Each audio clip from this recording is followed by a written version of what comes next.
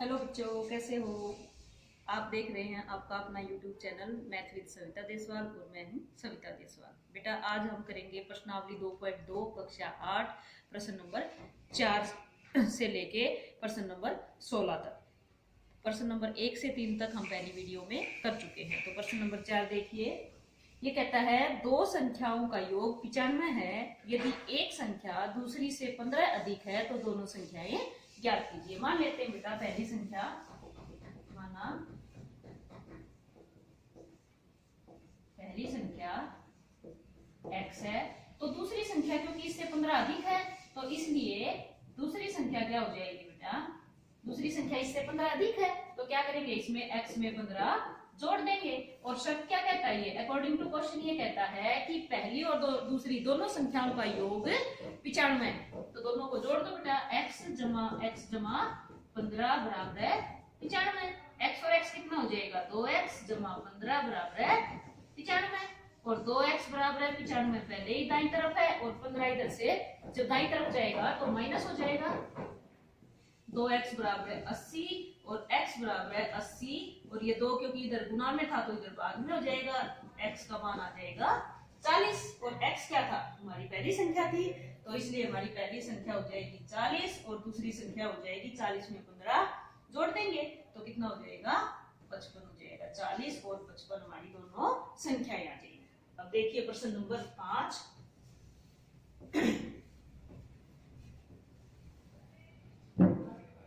प्रश्न नंबर 5 में ये कहता है दो संख्याओं में अनुपात 5:3 है। यदि उनमें अंतर 18 है तो संख्याएं ज्ञात कीजिए। मान लेते हैं बेटा पहली संख्या, क्वेश्चन नंबर 5 माना पहली संख्या बराबर है 5x और दूसरी संख्या क्या हो जाएगी, क्योंकि इनमें अनुपात दे रखा है 5:3 का तो इसलिए दूसरी संख्या हो जाएगी 3x। फिर ये कहता है कि इनमें 18 का अंतर है, यानी कि अगर हम बड़ी संख्या में से छोटी संख्या को घटाएंगे तो हमारा आंसर कितना आएगा, 18 आएगा। तो अकॉर्डिंग टू क्वेश्चन ये कहता है कि 5x में से अगर 3x को घटाएंगे तो 18 आता है। तो 5 में से 3 गए, 2x बराबर है 18 और x बराबर है 18 बटे 2 से काटेंगे तो x का मान कितना आ जाएगा, 9 आ जाएगा। तो पहली संख्या क्या होगी बेटा हमारी, क्योंकि x का मान 9 है और हमने पहली संख्या मानी थी 5x तो यहाँ पे x का मान 9 रख देंगे तो हमारी पहली संख्या हो जाएगी 5 गुना 9 यानी कि 45 और दूसरी संख्या हो जाएगी 3 गुना 9 बराबर है 27। तो 45 और 27 जो है हमारी दोनों संख्याएं आ जाएंगी। अब देखिए बेटा प्रश्न नंबर 6।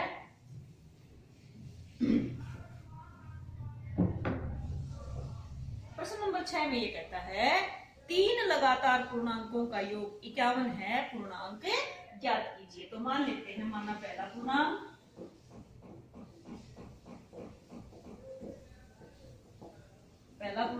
x है, दूसरा पूर्णांक क्योंकि लगातार दे रखा है तो क्या करेंगे, इसमें एक जोड़ देंगे x जमा 1 और तीसरा पूर्णांक हो जाएगा, इसमें भी एक और जोड़ देंगे तो x जमा 2। फिर ये कहता है तीनों का योग जो है 51 है, वो पूर्णांक हमें ज्ञात करने हैं। तो तीनों को जोड़ दे बेटा, तो x जमा 1 x जमा 2 बराबर है 51।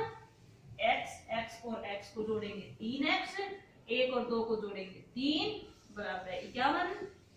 3x बराबर 51 में से 3 उधर जाके माइनस का हो जाएगा तो 3x बराबर है 48 और x बराबर है 3 इधर गुणा में है तो इधर बाद में हो जाएगा और 3 एकम 3 और 3 छिके 18। तो x का मान हमारा कितना आ जाएगा बेटे, 16 आ जाएगा।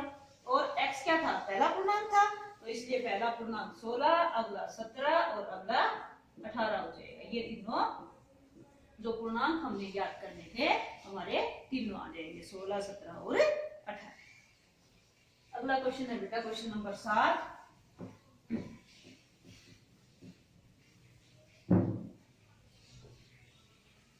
क्वेश्चन नंबर 7 में कहता है 8 के 3 लगातार गुणजों का योग 888 है, गुणजों को ज्ञात कीजिए। क्योंकि 8 के गुणज है तो पहला गुणज हम किसको मानेंगे, माना 8 का पहला गुणज बराबर है 8x। तो दूसरा कितना हो जाएगा बेटा? अब अगर मान लिया हमने 8 का पहला गुणज 8 ही लिया होता तो अगला क्या होगा? 8 दूनी 16, यानी उनमें कितने कितने का अंतर होता है? 8 8 का अंतर होता है। तो पहला गुणज अगर हमारा 8x है तो दूसरा क्या हो जाएगा? इससे 8 अधिक हो जाएगा। और तीसरा गुणज क्या हो जाएगा बेटा? इसमें भी 8 और जोड़ देंगे तो 8x जमा 16। फिर ये कहता है, शर्त का क्या लगाता है कि इन तीनों का जोड़ यानी 8x जमा 8x जमा 8 और जमा 8x जमा 16 किसके बराबर है? 888 के बराबर है। तो 8 8 और 8 कितने हो गए? 24x जमा 16 और 8 24 बराबर है 888। तो 24x बराबर है 888 माइनस 24। तो 24x बराबर, इसमें से 24 घटाएंगे तो 8 में से 4 गए 4, 8 में से 2 गए 6 और 8 ही पाएंगे। तो x बराबर हो जाएगा 864 बटे 24। ये आ जाएगा 12 दूनी 24, 12 से 84 बच के 2 और 12 दूनी 24, 2 से काटेंगे तो 36। तो x का मान आ जाएगा बेटा हमारा 36। तो पहला गुणज क्या हो जाएगा? हम 8 को क्या करेंगे? 36 से गुना करेंगे। 8 गुना 36 कितना हो जाएगा? 8 छिके 48, 4 असल क्या हो जाएंगे? 8 किया 24 और 4 28। ये आ जाएगा हमारा 8 का पहला गुणज। 8 का दूसरा गुणज क्या होगा? 8x का मान था 288, उसमें 8 और जोड़ देंगे तो दूसरा गुणज हो जाएगा 296। और तीसरा गुणज क्या था? 288 में कितना जोड़ देंगे? 16 जोड़ देंगे तो ये हो जाएगा हमारा 304। तो पहला गुणज 288, दूसरा 296 और तीसरा 304 हो जाएगा। अगला क्वेश्चन है क्वेश्चन नंबर 8।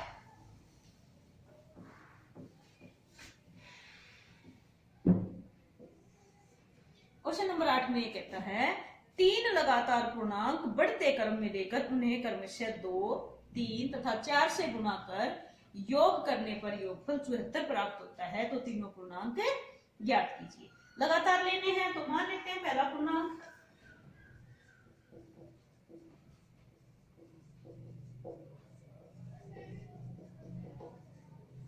माना पहला पूर्णांक बराबर है x। दूसरा पूर्णांक क्या हो जाएगा? x जमा 1। और तीसरा पूर्णांक क्या हो जाएगा बेटे? x जमा 2। अब ये क्या कहता है? शर्त क्या लगाता है? अकॉर्डिंग टू क्वेश्चन क्या कहता है कि पहले पूर्णांक को 2 से, दूसरे को 3 से और तीसरे को 4 से गुना करो। पहले को यानी x को 2 से, x जमा 1 को 3 से और x जमा 2 को 4 से गुना करें तो योगफल हमें कितना प्राप्त होता है? 74 प्राप्त होता है। तो 74 के बराबर कर देंगे। हल करते हैं इसको। क्या आ जाएगा? 2x जमा 3 को x से गुना करेंगे 3x, 3 को 1 से गुना करेंगे 3 जमा 4 को x से गुना करेंगे 4x, 4 को 2 से गुना करेंगे 8 बराबर है 74। अब क्या करें? x x वालों को अलग से जोड़ दें। 2 और 3 5 और 4 9x जमा 3 और 8 को जोड़ेंगे तो 11 बराबर 74। 9x बराबर है 74 घटा 11, 9x बराबर है 4 में से 1 गया 3, 7 में से 1 गया 6 और x बराबर 63 बटे 9 और 9 सत्ते 63। तो x का मान कितना आ जाएगा? x का मान आ जाएगा बेटा 7। और x हमने क्या माना था? पहला पूर्णांक, तो इसलिए हमारा पहला पूर्णांक हो जाएगा 7, दूसरा हो जाएगा 8 और तीसरा हो जाएगा 9। तो हमारे तीनों पूर्णांक 7 8 और 9 आ जाएंगे। बढ़ते हैं क्वेश्चन नंबर 9 की तरफ।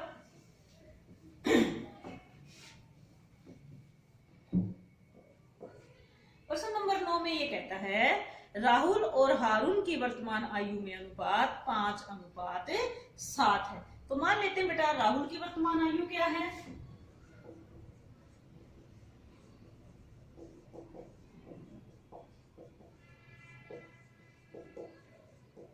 x वर्ष। अब राहुल की वर्तमान आयु x वर्ष और हारून की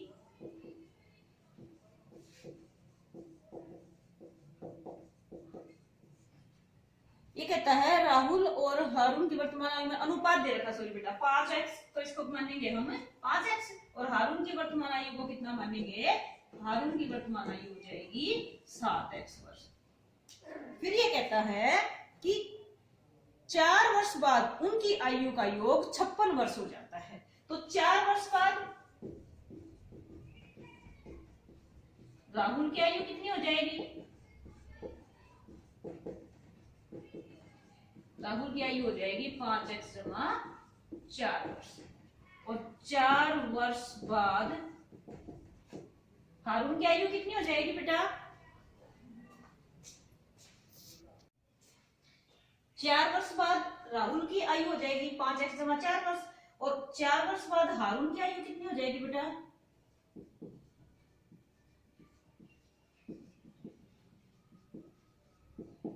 कितनी थी हारून की वर्तमान आयु 7x, तो इसमें क्या करेंगे 7x जमा 4, 7x जमा 4 वर्ष। अब ये शब्द क्या लगाता है, तो अकॉर्डिंग टू क्वेश्चन क्या हो जाएगा हमारा कि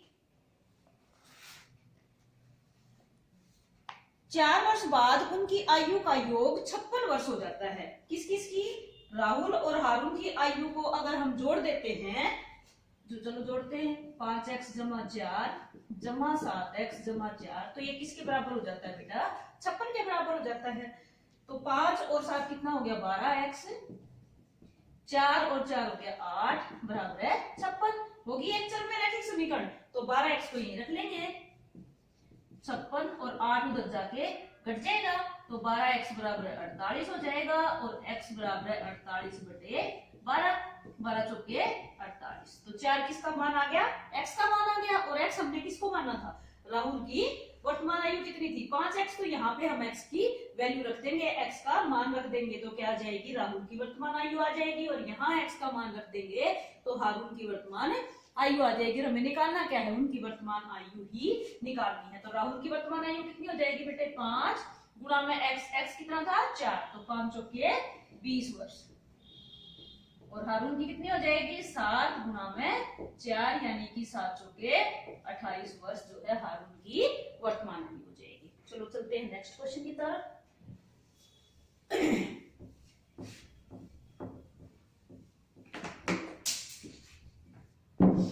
क्वेश्चन नंबर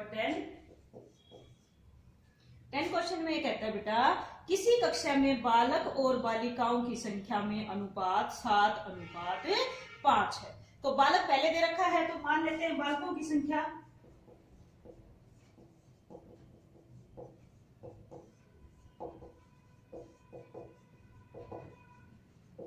बराबर 7x, और बालिकाओं की संख्या कितनी हो जाएगी फिर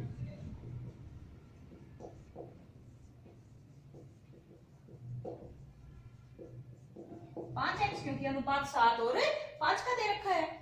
फिर ये कहता है यदि बालकों की संख्या बालिकाओं की संख्या से 8 अधिक है, यानी ये जो बालक हैं ये इनसे 5x से कितने ज्यादा है, 8 ज्यादा है, दोनों बराबर कब होंगे बेटा, ये क्योंकि 8 कम है तो या तो इसमें 8 जोड़ दें हम, या क्योंकि ये 8 अधिक हैं तो इसमें से अगर हम 8 माइनस कर देंगे, 8 घटा देंगे, तो भी ये दोनों बराबर हो जाएंगे। कोई भी एक काम आप कर सकते हैं, या तो जो कम है उसमें जोड़ दो, या जो अधिक है उसमें से निकाल लो। अब हम क्या करें, इन दोनों को बराबर लिख सकते हैं। तो ये क्या आ गया अब हमारा, x वाले एक तरफ कर लो, 7x घटा 5x, और 8 हमारा पहले ही दाईं तरफ है, 7x में से 5x गए 2x बराबर 8, और x बराबर 8 बटे 2, तो x का मान क्या आ गया 4 आ गया। फिर ये करना क्या है हमें, ये कहता है तो कक्षा में कुल कितने विद्यार्थी हैं। कक्षा में विद्यार्थी निकालने के लिए क्या करना पड़ेगा, हमें बालकों और बालिकाओं दोनों की संख्या निकालनी पड़ेगी और उन दोनों को जोड़ना पड़ेगा। अब x का मान आया 4, तो इसका मतलब बालकों की संख्या कितनी हो जाएगी, बालकों की संख्या हो जाएगी 7, और बालक x का मान कितना था 4, तो 7 चौके 28, बालिकाओं की संख्या कितनी हो जाएगी 5, x का मान था 4, 5 चौके 20, और विद्यार्थी कौन से होते हैं, विद्यार्थी तो दोनों मिला के होते हैं, बालक और बालिकाएं, तो कुल विद्यार्थी कितने हो जाएंगे बेटा, कुल विद्यार्थी हो जाएंगे हमारे 28 जमा में 20, यानी कि 48 जो है वो कुल विद्यार्थी हो जाएंगे। चलो भाई अगला क्वेश्चन करते हैं अब।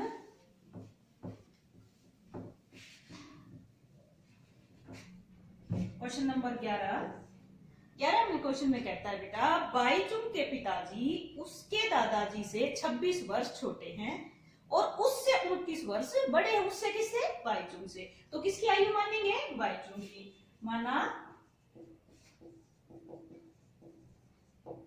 बाईचुंग की वर्तमान आयु x वर्ष। अब क्योंकि उसके पिताजी उससे कितने बड़े थे? 29 वर्ष बड़े थे, तो बाईचुंग के पिताजी की आयु कितनी हो जाएगी?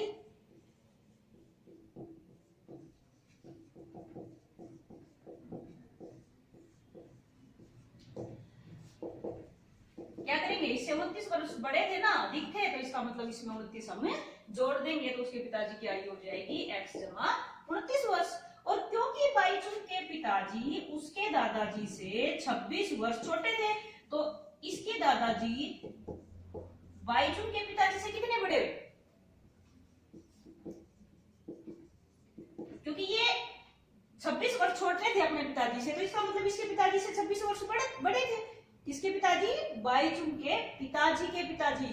बाईचुंग के दादाजी थे ना, तो क्या हो जाएगा ये x जमा 29, तो बाईचुंग के पिताजी की आयु थी और उसके दादाजी से 26 वर्ष और ज्यादा बड़े थे, तो हम क्या करेंगे? इसके अंदर 26 जोड़ देंगे, तो ये किसकी आयु आ जाएगी? बाईचुंग के दादाजी की आयु आ जाएगी। तो अब इन्होंने शर्त क्या दे रखी है बेटा? ये कहता है यदि उन तीनों की आयु का योग 135 वर्ष हो, उन तीनों की आयु का योग, तो क्वेश्चन में क्या शर्त लगाएगी? तीनों को जोड़ दो।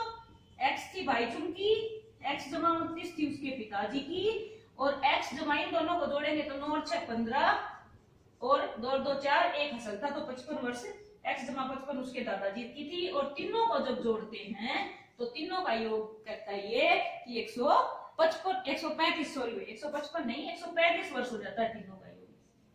ये कहता है अगर उन तीनों को जोड़ दिया जाए तो कितनी है उन तीनों की आयु का योग? 135 वर्ष आ जाएगा हमारे ये एक चर वाला समीकरण। तो x x को जोड़ दो, 1 2 और 3, तो 3 तो x हो गए, जमा 29 और 55 को जोड़ेंगे तो 9 और 5 14, 5 और 2 7 और 1 असल था 84 बराबर 135, 3x बराबर 135 और 84 इधर जाके हो जाएगा माइनस का, 3x बराबर 5 में से 4 गए 1 और 13 में से 8 गए 5, और x बराबर कितना हो गया? ये 3 इधर गुना में था तो इधर जाके भाग में हो जाएगा, ये आ गया 17, तो x का मान आ गया हमारा 17।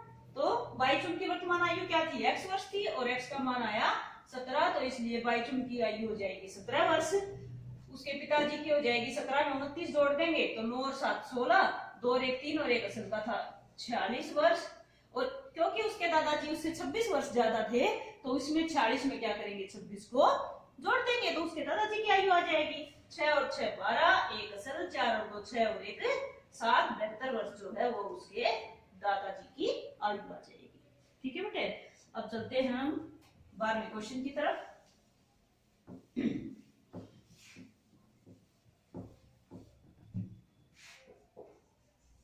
प्रश्न 12 में कहता है 15 वर्ष बाद रवि की आयु उसकी वर्तमान आयु से 4 गुनी हो जाएगी। रवि की वर्तमान आयु क्या है? मान लेते हैं बेटा रवि की वर्तमान आयु।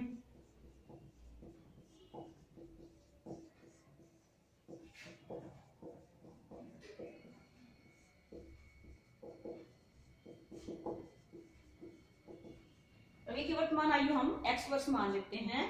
तो अब अगर रवि की आयु x वर्ष है तो 15 वर्ष बाद कितनी हो जाएगी?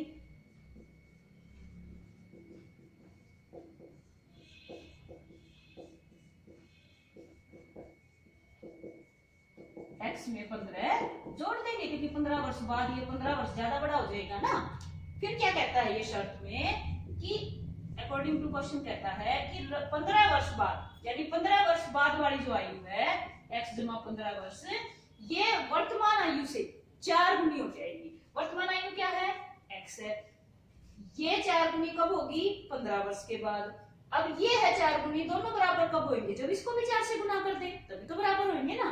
तो इसको भी हम 4 से अगर गुना कर दें तो दोनों क्या हो जाएंगी, बराबर हो जाएंगी, क्योंकि ये कहता है 15 वर्ष बाद रवि की आयु उसकी वर्तमान आयु से 4 गुनी हो जाएगी। तो वर्तमान आयु तो x थी, ये 4 गुनी है, इसलिए हमने इसको भी 4 से गुना कर दिया।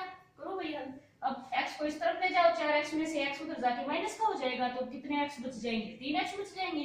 15 पहले ही दूसरी साइड में है, तो x बराबर 15 और 3 चला जाएगा नीचे, 3 पंजे 15, तो x का मान कितना आ जाएगा, 5 आ जाएगा। और x हमने किसको माना था, रवि की वर्तमान आयु को, तो रवि की वर्तमान आयु कितनी हो जाएगी, 5 वर्ष हो जाएगी।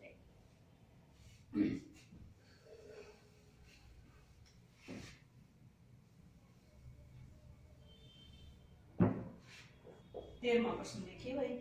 13वें प्रश्न में कहता है एक परिमेय संख्या को 5/2 से गुणा कर 2/3 जोड़ने पर, परिमेय संख्या मान लेते हैं पहले,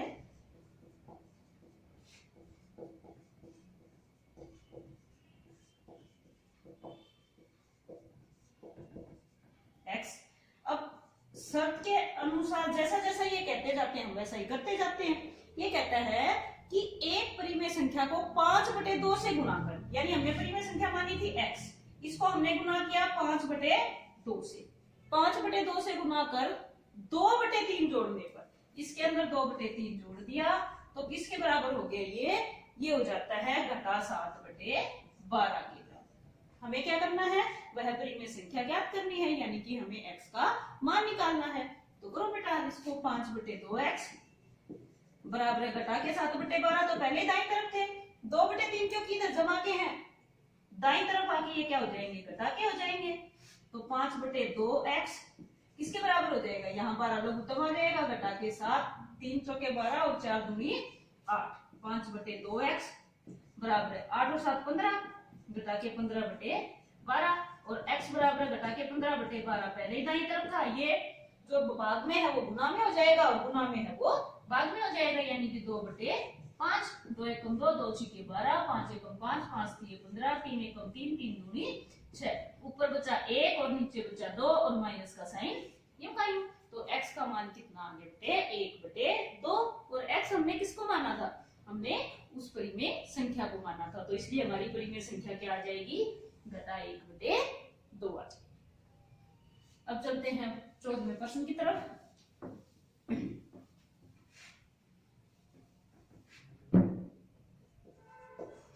14वें प्रश्न में कहता है बेटा, लक्ष्मी एक बैंक में खजांची है, उसके पास नकदी के रूप में 100 रुपए, 50 रुपए व 10 रुपए वाले नोट हैं।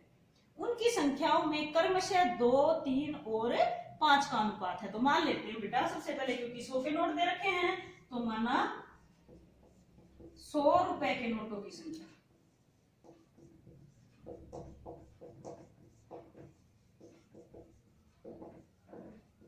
इतनी मानेंगे 2x, क्योंकि अनुपात दे रखा है ना 2, 3 और 5 का। उसके बाद दे रखे हैं 50 रुपए के नोट, तो 50 रुपए के नोटों की संख्या कितनी हो जाएगी,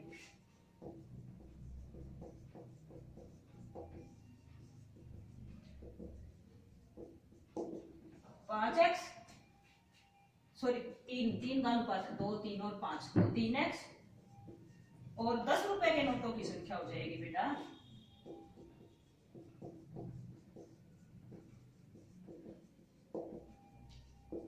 बराबर है 5x। फिर ये कहता है कि उनका कुल मूल्य 4 लाख रुपए है। अब मूल्य कैसे निकालते हैं बेटा, मान लिया मेरे पास 100 रुपए का एक ही नोट है, तो मेरे पास कितने रुपए होंगे, 100 रुपए होंगे। अगर मेरे पास 100 के 2 नोट होते तो मेरे पास कितने रुपए होते, मैं 100 को 2 से गुणा कर देती, 100 दूनी 200, 200 रुपए होते। अब अगर 3 नोट होते तो 300 रुपए होते। अब अगर मेरे पास 2x संख्या है नोटों की, तो मैं क्या करूंगी, 100 को 2x से गुना कर दूंगी, तो वो 100 के नोटों की जो कीमत है वो आ जाएगी। इसी तरह अगर मैं 50 को 3x से गुना कर दूंगी, उसकी कीमत आ जाएगी, और अगर मैं 10 को 5x से गुना कर दूंगी, तो 10-10 के नोटों की जो मेरे पास संख्या है उनसे कितनी धनराशि बढ़ेगी, उनका मूल्य आ जाएगा। और इन सब का जोड़ जो है वो कितना दे रखा है, 4 लाख रुपए दे रखा है, तो हम उसको उसके बराबर रख देते हैं। अकॉर्डिंग टू क्वेश्चन ये क्या कहता है कि मैं 2x को 100 से गुना कर दूं और 3x को 50 से गुना कर दूं, जमा 5x को 10 से गुना कर दूं, तो इन सब का जोड़ कितना दे रखा है, 4 लाख रुपए दे रखा है। हल कर लेते हैं बेटा। 2 को 100 से गुना करेंगे तो 100x, 3 को 50 से गुना करेंगे 150x, 5 को 10 से गुना करेंगे 50x बराबर है 4 लाख।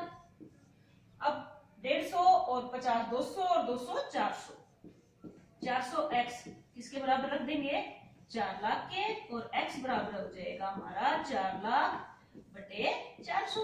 2 जीरो से 2 जीरो कट जाएंगी, 4 एकम 4 और 4 एकम 4, ये 3 जीरो यूं की यूं। x का मान कितना आ गया हमारा 1000 आ गया। x हमने किसको माना था, x जो थी वो अनुपात में दे रखा था, इसलिए x साथ में लगाना था। x का मान हम अगर यहाँ रख देंगे तो ये क्या आ जाएगी 100 रुपए के नोटों की संख्या आ जाएगी। यहाँ रखेंगे 50 रुपए के नोटों की संख्या आ जाएगी, और यहाँ रखेंगे तो 10 रुपए के नोटों की संख्या आ जाएगी। तो 100 रुपए के नोटों की संख्या हमारे पास कितनी होगी बेटा, 2 गुना में 1000 यानी 2000। 50 रुपए के कितने होंगे, 3 को 1000 से गुना करेंगे तो 3000, और 5 को 1000 से गुना करेंगे तो 5000। तो 100 रुपए के नोटों की संख्या 2000, 50 रुपए के नोटों की संख्या 3000 और 10 रुपए के नोटों की संख्या 5000 हमारे पास आ जाएगी।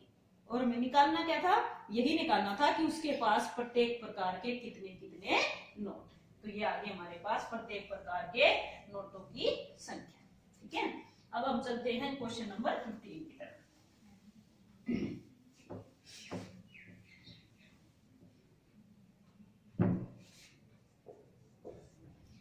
प्रश्न 15 में कहता है बेटा, मेरे पास 300 रुपए के 1 रुपए, 2 रुपए और 5 रुपए वाले सिक्के हैं। यदि 2 रुपए वाले सिक्कों की संख्या 5 रुपए वाले सिक्कों की संख्या की तिगुनी हो, तो 5 रुपए वाले सिक्कों की संख्या मान लेते हैं पहले।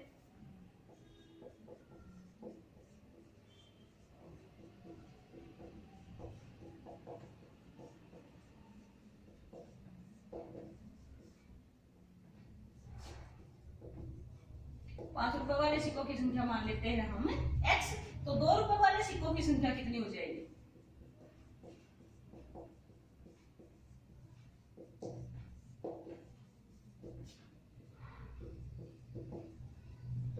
क्योंकि 2 रुपए वाले सिक्कों की संख्या 5 रुपए वाले सिक्कों की संख्या की तिगुनी थी। तिगुनी मतलब 3 गुनी यानी 3x।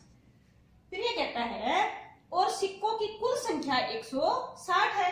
अब कुल संख्या 160 थी, तो 160 में तो 1 रुपए वाले भी सिक्के थे, 2 वाले भी थे और 5 रुपए वाले भी थे। तो 1 रुपए वाले सिक्कों की संख्या कितनी हो जाएगी बेटा, 1 रुपए वाले सिक्कों की संख्या कितनी हो जाएगी, अगर मैं इन दोनों को जोड़ के 160 में से घटा दूंगी तो वो क्या आ जाएगी, 1 रुपए वाले सिक्कों की संख्या आ जाएगी। क्योंकि 1 रुपए, 2 रुपए और 5 रुपए वाले सिक्कों का कुल योग जो है वो 160 दे रखा था। तो 1 रुपए की वाले सिक्कों की संख्या निकालने के लिए हम 5 रुपए और 2 रुपए वाले सिक्कों की संख्या को 160 में से घटा देंगे। और क्योंकि कुल कीमत कितनी दे रखी है, 300 रुपए, कुल मूल्य तीनों प्रकार के रुपए का है 300 रुपए। तो क्या करेंगे हम, 5 को गुना करेंगे x से, जमा 2 को गुना करेंगे 3x से, जमा 1 को गुना करेंगे 160 घटा 4x से, और उसको किसके बराबर रख देंगे, 300 के बराबर रख देंगे। तो 5x जमा 2 किया 6x, और जमा 1 से गुना करेंगे तो ये क्या आ जाएगा 160 घटा 4x बराबर है 300। अब 5x और 6x 11x, और 11 में से 4 गए तो 7x, जमा के 160 बराबर है 300। 7x बराबर है 300 में से 160 को घटा देंगे, 7x बराबर है 140 और x बराबर है 140 बटे 7। 7 से काटेंगे 7 दूनी 14 और 0 यूं की यूं। x का मान कितना आ गया हमारे पास, 20 आ गया बेटा। तो क्या करेंगे, 5 रुपए वाले सिक्कों की संख्या कितनी आ गई, 20, और 20 दिया 60, और 160 में से 20 को 4 से गुना करेंगे तो कितना हो गया 80, 20 चौके 80, 160 में से 80 गया तो 80। तो 5 रुपए वाले सिक्कों की संख्या थी 20, 2 रुपए वाले सिक्कों की संख्या थी 60, और 1 रुपए वाले सिक्कों की संख्या आ जाएगी 80, और यही हमने ज्ञात करनी थी। अब देखिए क्वेश्चन नंबर 16।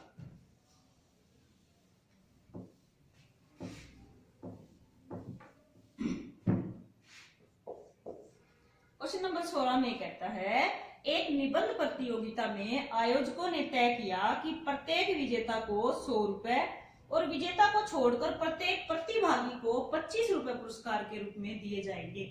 यदि पुरस्कारों में बांटी गई राशि 3000 रुपए है तो कुल 63 प्रतिभागियों में विजेताओं की संख्या ज्ञात कीजिए। तो हम किसकी संख्या को मानेंगे? विजेताओं की संख्या को। मान लेते हैं विजेताओं की संख्या x है।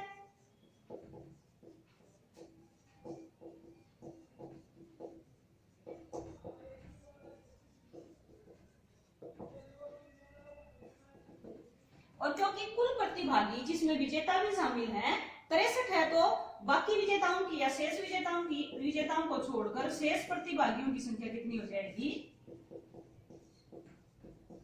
शेष प्रतिभागियों की संख्या 63 में से x को घटा देंगे, क्योंकि विजेता और बाकी प्रतिभागी मिला के 63 थे, विजेता में से x थे, तो अगर हम 63 में से x को घटा देंगे तो बाकी प्रतिभागियों की संख्या आ जाएगी।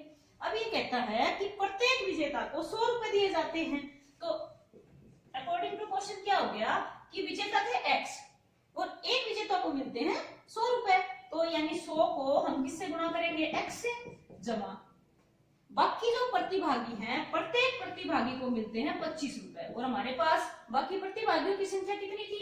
63 बटा x, और विजेताओं और बाकी प्रतिभागियों को जितना पुरस्कार दिया जाता है उसकी कुल राशि कितनी थी? 3000। तो क्या करेंगे? इसको 3000 के बराबर रख देंगे। कर लेते हैं यार इसको। 100 को x से गुणा करेंगे तो कितना हो जाएगा? 100x। 25 और 63 की गुणा करेंगे तो 25 या 75, हसन लगे 7, 25 छिका 150 और 7 157, घटा के 25x बराबर है 3000। अब 100 में से 25 गए 75x, जमा 1575 और बराबर है 3000। अब 75x बराबर है 3000, ये 1575 उधर जाके माइनस का हो जाएगा, और 75x बराबर है 1425 और x बराबर है 1425 बटे 75। 25 से काट लेते हैं, 25 किया 75 और 25 पंजे 125, 12 बच गए, फिर 25 पंजे 125, 25 पंजे 125 और भाई 12 में से 5 गए 7 और 1 175, और फिर काटेंगे, क्योंकि 25 से काटेंगे 25 किया 75, तो यहां गया 25 एकम 25, सॉरी बेटा ये गलती हो गई,